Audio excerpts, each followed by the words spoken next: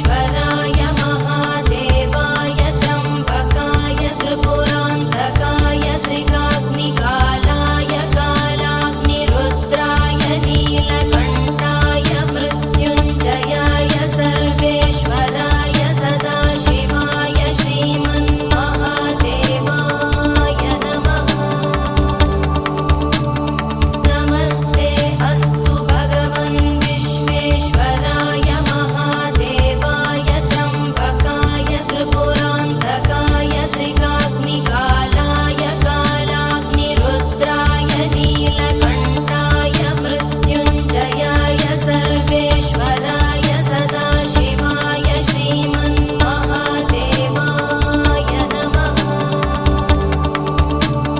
नमस्ते अस्तु भगवन् विश्वेश्वराय महादेवाय त्र्यम्बकाय त्रिपुरान्तकाय त्रिकाग्निकालाय कालाग्निरुद्राय नीलकण्ठाय मृत्युञ्जयाय सर्वेश्वराय सदाशिवाय श्रीमन्महादेवाय नमः।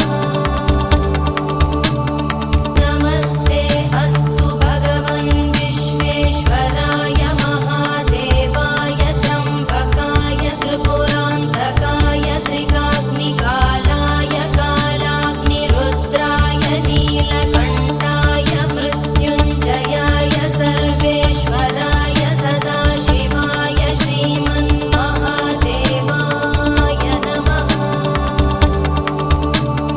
नमस्ते अस्तु भगवन् विश्वेश्वराय महादेवाय त्र्यम्बकाय त्रिपुरान्तकाय त्रिकाग्निकालाय कालाग्निरुद्राय नीलकण्ठाय मृत्युञ्जयाय सर्वेश्वराय सदाशिवाय श्रीमन्महादेवाय